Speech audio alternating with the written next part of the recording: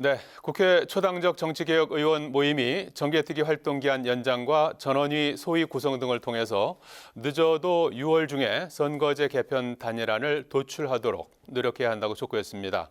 앞서 김진표 의장도 이런 내용을 당부한 바 있는데요. 총선을 1년 앞두고 또 제3지대 신당 창당에 대한 움직임도 생겨나면서 정치권도 술렁이고 있는 모습입니다. 선거제 개편에 대한 숙제가 여러모로 시급한 상황입니다. 집중토론 김용남, 김유정 두 전직 의원과 함께 정치권 현안 자세한 얘기 나눠보겠습니다. 안녕하십니까? 네, 안녕하세요. 예. 자, 어제 국회의장실에서 지난주에 있었던 전원위원회에서 나온 선거제 개편과 관련된 많은 얘기들이 나오지 않았습니까? 거기에서 아마 공통분모를 좀 찾아낸 것 같아요. 그래서 국민의힘은 도농복합 중대선거구제의 병립형 비례대표제, 그리고 민주당은 소선거구제의 권역별 준연동형 비례대표제. 이쪽으로 좀 의견이 좀 모아진 걸로, 모든 의원의 똑같은 목소리는 아닙니다만은 이 내용에 대해서 어떻게 평가하시는지요? 우선 지금의 소선거구제를 우리가 35년째 유지하고 있습니다만 이걸 내년 총선에서도 그대로 시행할 것이냐 아니면 선거구제에 있어서 가장 큰 변화를 줄 것이냐를 결정해야겠죠. 그래서 국민의힘은 적어도 도시 지역은 여러 명을 뽑는 3명에서 5명? 5명까지, 3명에서 5명까지 뽑는 중대선거구제로 실시하고 그리고 농촌 지역이나 이제 좀 인구수가 적은 지역은 지금의 소선거구제를 유지하자는 의견입니다. 제가 보기엔 이런 국민의힘 의견이 나오게 된 가장 큰 원인은 올해 초에 윤석열 대통령이 언론사와의 인터뷰를 통해서 중대선거구제 언급을 했습니다. 그래서 그렇고 사실 현역 국회의원의 속내는 알 수 없죠. 국민의힘 의원들도 중대선거구제를 정말로 선호하는지는 알 수 없습니다. 그리고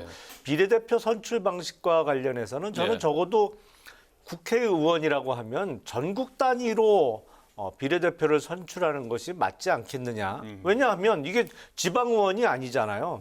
뭐 광역의원 같으면 도 단위로 비례대표를 뽑을 수 있겠습니다만 국회의원인데 도별로 그걸 그 도 내에 어떤 득표율에 따라서 연동해서 국회의원을 뽑는 거는 명칭 자체와 좀 어긋나는 거 아닌가 그런 생각을 갖고 있습니다. 김유정 의원님. 벌써 이 선거제 관련해서 한 두어 달째 저희가 이 국회 라이브 원에서 얘기를 하고 있는 것 같아요. 그래서 생각해 보건대 언제쯤이면 이제 드디어 선거제 개편 합의가 됐습니다. 이런 얘기를 우리가 하면서 얘기를 할 수 있을지 걱정도 되고 기대도 되는 순간입니다. 그래서 6월 말까지 이거를 정리를 했으면 좋겠다라는 게 이제 모두의 뜻인 것 같긴 한데 개인적인 생각으로는 연말까지라도 이거를 정리할 수 있다면 그럼 정말 다행이겠다. 그럼 약간 예측 가능한 이런 선거와 정치를 할 수 있겠다 이렇게 생각을 하고 있어서 6월 말까지도 사실은 좀 기대 난망이라는 말씀 먼저 드리고요.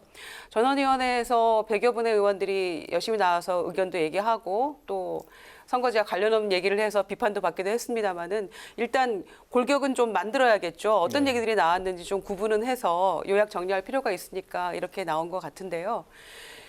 결국에는 보니까 그 29명이 소선거구제를 선호하고 또 국민의힘에서는 25명이 도농복합형 이런데 그 가운데에서도 조금 이제 구별이 더 되는 것 같아요. 그래서 교집합을 찾아갈 수 있지 않을까. 그러니까 25명의 국민의힘 의원 가운데에서도 도농복합형은 몇 명, 소선거구제 몇 명 이런 식으로 정리가 되더라고요. 그래서 결론적으로는 정개특위로 다시 공이 넘어갔는데 여론조사도 하고 공론조사도 하겠다고 하는 거니까 이 전원위원회 의견을 바탕으로 해서 전원위가 이거 의결권을 갖고 있는 건 아니잖아요. 지금 이걸 이 결론대로 간다 이런 건 아니기 때문에 제 생각은 지난번에 양당이 공의 반성했던 위성정당 방지 법안들이 나와 있잖아요. 그 법안을 우선 가결시키는 게 저는 맞다고 보고 할 수 있는 것부터 하나씩. 할 수 있는 것부터 하나씩. 그래서 그렇게 해서 조금 하나씩 접점을 찾아가는 게 지금 현재로서는 급선무다 이렇게 생각합니다. 알겠습니다.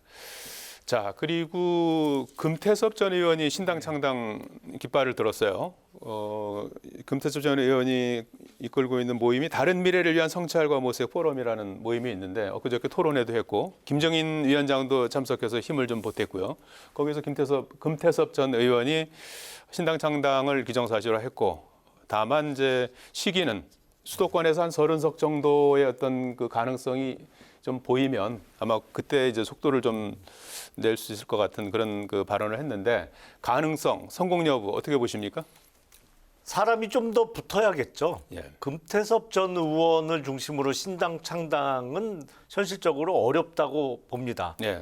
적어도 대선 주자급 정도 되는 정치적 중량감 있는 인사가 합류를 하면 어쩌면 가능할 수도 있겠습니다만 제3당의 창당의 성공 조건의 전제 과제는 양당의 지도 체제의 붕괴를 전제로 해서 검토가 될 거라고 생각을 합니다. 네. 양당 모두 지금 지도 체제가 그렇게 안정적으로 보이지는 않기 때문에 네. 지도 체제가 어느 한쪽이 붕괴되면서 거기서 이탈하는 사람들이 모일 수 있는 뭐 깃발을 꽂는 건데 그것도 제가 보기에 금태섭 의원이 꽂는 깃발은 조금 깃발이 작을 것 같다. 예. 그래서 좀 더 비중 있는 인사가 합류한다면 가능할 수도 있겠다. 뭐 이렇게 생각이 됩니다. 예. 그래서 뭐 일부에서는 뭐 대선급 주자가 있어야 되고 그다음에 뭐 지역 기반이 있어야 되고 그리고 이제 뭐 정치 개혁의 바람이 있어야 되고 뭐 세 가지를 꼽는 시각도 있더라고요. 근데 지금 무당층이 30% 정도로 민주당도 싫고 국민의힘도 싫고 이런 분들이 한 30% 정도 되니까 아마 그런 부분을 좀 염두에 둔 게 아닌가 하는 생각도 들거든요. 그렇습니다. 지금의 정치에 신물난 국민들이 무당층, 중도층이 늘어나고 있기 때문에 예. 이제 그걸 타겟으로 하는 제3지대 정당을 해보겠다는 거잖아요. 그런데 과거에 이제 방금 앵커께서 말씀하신 뭐 대선 주자급, 그다음에 뭐 지역 기반 이런 걸 바탕으로 해서 성공했던 사례는 김종필 JP의 자민련, 그다음에 2016년 국민의당이 이제 호남에서 녹색바람 돌풍을 불어서 38석이 이제 이루었는데 결과적으로는 다 거대 양당이 흡수되고 말았죠. 그렇죠. 그때 잠깐 예. 성공한 것처럼 보였습니다만 그래서 대선 전에 양당으로 흡수돼서 개편되거나 혹은 대선 후에 개편돼서 사라지거나 이제 그런 반복되는 과정을 국민들은 지켜보셨기 때문에 지금의 무당층이나 중도층이 과연 정말 민주당이나 국민의힘이 싫어서냐 아니면 지금의 행태가 싫은데 기대를 갖고 지켜보겠다이냐 이제 이런 마음들이 담겨 있다고 보기 때문에 예. 저는 당장의 이 제3지대는 해볼 수 있는 시도라고는 보여집니다만 네. 말씀하신 대로 자금력도 있어야 되고 또 인물이 있어야 되고 조직을 기반으로 해야 되는데 금태섭 의원은 그런 거 안 하는 제3지대를 해보겠다 하더라고요. 그러나 그거는 약간 저는 말하자면 허황된 꿈 네. 같은 거라고 보여져서 현실적으로 이걸 이룰 수 있을지는 지켜봐야 될 문제인 것 같습니다. 예, 두 분께서는 퀘션 마크. 네. 어떻게 될지는 좀 더 지켜보자. 이런 말씀인 것 정치 같아요. 개혁을 바라는 국민들의 열망은 있다고 보이고요. 예. 다만 이제 누가 깃발을 드느냐의 문제인데 앞서 말씀드린 대로 사람이 좀 더 붙어야 될 것 같습니다. 예. 자, 지금 민주당 전당대회 돈봉투 살포 의혹과 관련해서 민주당 내부에서는 뭐 한 목소리로 송영길 전 대표에게 빨리 들어와서 해명하라, 소명해라 이제 이렇게 요구를 하고 있는데 본인은 일단 토요일 11시까지 뭐 모르쇠로 일관하면서 기자회견을 하겠다. 그리고 뭐 당장 들어올 것 같지는 않아요. 그래서 일각에서는 뭐 정계 은퇴론까지 나오는 것 같은데 오늘 오후 또 3시에 의원총회 하신다면서요? 그래서 어떻게 좀 의견이 모아지고 어떻게 될 것 같습니까? 처음에는 뭐 이거는 기획된 뭔가 의도가 있는 거 아니냐, 당에서 이런 일성이 있었고 좀 잘못된 반응이었다고 생각합니다. 이것도 야당 탄압이냐 이런 얘기 했었는데 네. 그거는 첫 일성은 굉장히 잘못 같다고 생각하고요. 이재명 대표가 이제 사과를 공식적으로 했고 또 송 전 대표의 이제 귀국을 촉구하는 그런 얘기들을 했었고요. 또 이재명 대표가 소위 찌라시에 돈 받았다고 지금 막 이렇게 여러 그 명단들이 도는 모양이에요. 거기에 의원들을 일일이 다 전화를 했더니 한 명도 지금 시인하는 사람은 없었어요. 예. 아니라고 얘기하고 법적 조치를 취하겠다 본인들이 이렇게 얘기를 하고 있는 상황이어서 키는 송영길 전 대표가 쥐고 있는 거다 이렇게 생각을 하고요. 예. 녹취록들이 내용들이 너무 또렷하고 적나라해서 사실은 국민들 별 낯이 없습니다. 정말 부끄러운 그런 내용들이 담겨져 있어서 민주당의 운명이 지금 이 안에 담겨 있는 게 아닌가. 그래서 굉장히 기로에 서 있다 이런 생각이 들어서요. 네. 송영길 전 대표가 과거 당대표 하던 시절에 부동산 투기 의혹 받았던 의원들 12명에 대해서 탈당하고 문제 해결하고 문제 없으면 다시 복당해라 이렇게 했었던 적이 있었거든요. 그래서 그거에 그 기준의 형평성을 맞춘다고 하면 지금 송 전 대표가 보여주고 있는 모습은 매우 실망스럽고 개탄스럽다 이렇게 보여지고요. 예. 토요일 뭐 기자회견 지켜봐야 되겠습니다만은 빨리 들어와서 이 문제를 해결하는 것이 맞다고 봅니다. 예.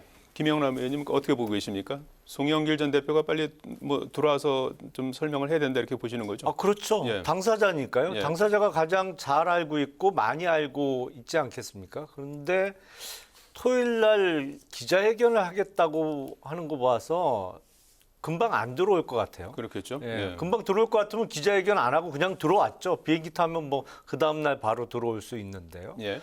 근데 지금 이정근 전 부총장이 녹음한 통화 내역이 약 3만 건 정도 된다는 거 아닙니까? 예. 근데 지금 일부 언론을 통해서 내용이 공개가 되고 있는데 아마도 이정근 전 부총장 측이 조금씩 릴리스를 하고 있는 것으로 보이는데 아마도 이정근 당시 사무부총장하고 송영길 대표 아니면 전당대회 전에 송영길 대표 후보와도 어마어마하게 많은 통화를 했을 거예요. 예. 근데 이거는 아직 공개가 안 되고 있지 않습니까? 글쎄요. 뭐 예. 적절한 시기에 아마 풀려고 하는 것 같은데 송영길 전 대표는 아마도 조기 귀국을 안 하면 당분간 안 들어올 수밖에 없는 상황이 만들어지지 않을까 싶어요. 예. 왜냐하면 사법 처리 수순으로 들어갈 수밖에 없어 보이는데 예. 본인이 어쨌든 일단은 뭐 소나기는 피하고 보자 이런 생각이 아닌가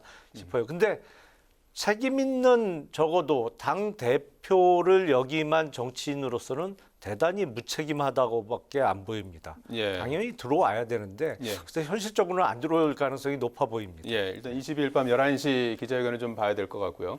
그런데 이제 돈봉투 논란과 관련해서 이 와중에 발언 논란이 좀 일고 있어요. 그래서 그 돈봉투와 관련해서 뭐 기름값 정도다, 식대다, 뭐 50만 원은 한 달, 물론 이제 정성호 의원은 뭐 사과했습니다만은 50만 원은 한 달 식대도 안 된다, 이제 이런 언급한 것이 이게 좀 약간 뭐 이 사안을 좀 축소하려는 그런 어떤 시도 같아 보이기도 하고 부적절한 발언이죠. 축소하려고 시도한다고 해서 축소가 되겠습니까? 네. 너무 부적절한 발언들은 자제해야 된다고 생각하고요.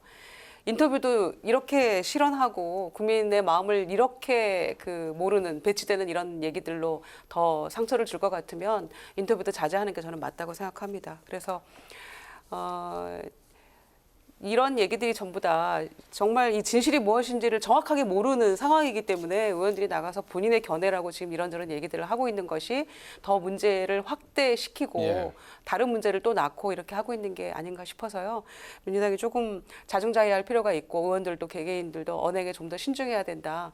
이거는 송 대표가 빨리 들어와서 해결해야 된다 이렇게 생각합니다. 예, 일반적으로 지금 선거판에서 이렇게 돈봉투 오고 하는 건 소액이라도 점점 처벌이 좀 강화되는 추세죠. 그럼요. 예. 예. 그 몇만 사실은 원이라도, 예. 이게 이제 전당대회는 당내 선거기 때문에 공직 선거는 아닙니다. 공직선거법에 적용을 받지는 않습니다만 정당법에도 네, 있다면서요? 그렇죠. 정당법 위반의 문제가 있고 예. 기본적으로 이건 매표 행위잖아요. 예. 돈 주고 표를 사면서 나 찍어 달라는 건데 이 1960년대도 아니고 지금 이런 일이 불과 2년도 안 된 시점에 이렇게 광범위하게 조직적으로 벌어졌다는 것은 정말 개탄스러운 일이라고 생각이 됩니다. 예, 우리 사회에 뭐 엄청나게 많은 선거들이 있는데 모범이 돼야 될 선거에서 그런 일이 있어서는 안 되겠죠. 자, 그리고 여당에서 실언 논란을 빚었던 김재원 최고위원에 대한 징계 논의가 이제 곧 시작이 될 것 같아요. 당원들이 진정서를 내서 이제 요건을 다 갖춘 것 같은데 일각에서는 아예 이참에 뭐 사퇴하는 게 맞지 않느냐 이런 얘기도 나온다면서요. 그리고 태영호 최고위원, 조수진 최고위원에 대한 징계 이 부분도 좀 시작될 것 같습니까? 지금 시기적으로 조금 더 빨랐다면 좋았겠죠. 특히 김재원 의원 관련해서는 이 논란이 꽤 됐잖아요. 벌써 그 전당대회 직후부터 논란이 있었기 때문에 한 달이 좀 넘었습니다. 근데 문제는 잇따라 윤리위원회에 회부돼서 징계가 이루어지면 명색이 당 지도부라고 일컬어지는 최고위원들인데 자칫 잘못하면 당 지도부 와해하고 연계될 수가 있거든요. 지금 국민의힘 당원당 규정으로는 선출직 최고위원이 4명 이상이 이제 그만두면 예. 자동으로 붕괴가 되도록 되어 있습니다. 근데 4명까지 안 가더라도 적어도 최고위원 중에 김재원 최고위원은 지금 더군다나 수석 최고위원이죠. 예. 그리고 또 1명 이상의 최고위원이 징계를 받게 된다. 예. 그러면 당원들이나 국민들이 보시기에도 뭐 저렇게 된 거 차라리 뭐 지도부를 새로 꾸려야 되는 거 아니냐 이런 이야기가 확산되는 것이 지금 당 지도부로서는 특히 당 대표 측 입장에서는 가장 곤혹스러운 상황이 되지 예. 않을까 싶습니다. 그래서 윤리위원회에 회부돼서 징계를 받느니 자진 사퇴하는 것이 어떠냐라는 의견도 많이 있습니다만 그게 본격적으로 논의되기는 어렵지 않을까. 적어도 김기현 당대표를 예. 비롯한 지도부에서 숙고 끝에 이게 자칫 잘못하면 본인들의 거취와도 연계될 수가 있기 때문에 쉽게 논의될 것 같지는 않습니다. 그렇군요. 자, 끝으로 방미를 앞둔 윤석열 대통령이 로이터 통신과의 인터뷰에서 지금 러시아와 전쟁 중인 우크라이나에 대해서 군사적 지원 가능성을 시사한 것이 일파만파 파장이 커지고 있습니다. 오늘 대통령실은 일단 상식적이고 원론적인 말씀이다 이렇게 좀 해명성 언급을 했는데 이 문제는 어떻게 보이십니까?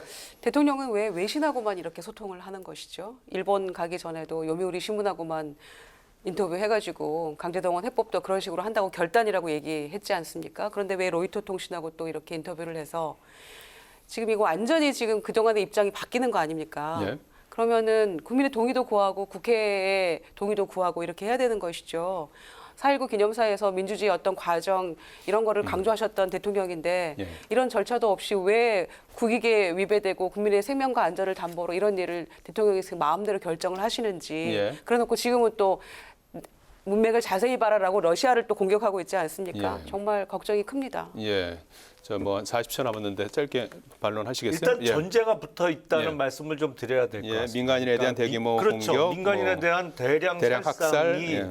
이루어진다는 전제 하에 이제 고려를 해볼 수 있다는 것이기 때문에 예. 뭐 기존 입장을 180도 바꿔서 우리하고 상관없는데도 무기 지원을 하겠다 이런 건 아니거든요. 인도적 차원에서 고려할 수 있다는 것이니까 전제 사실을 꼭 빼놓지 말고 이야기를 하면 좋겠습니다. 예, 이 부분은 뭐 앞으로 계속 좀 더 논란이 이어질 것 같으니까 좀 더 지켜보기로 하겠습니다. 고맙습니다. 네.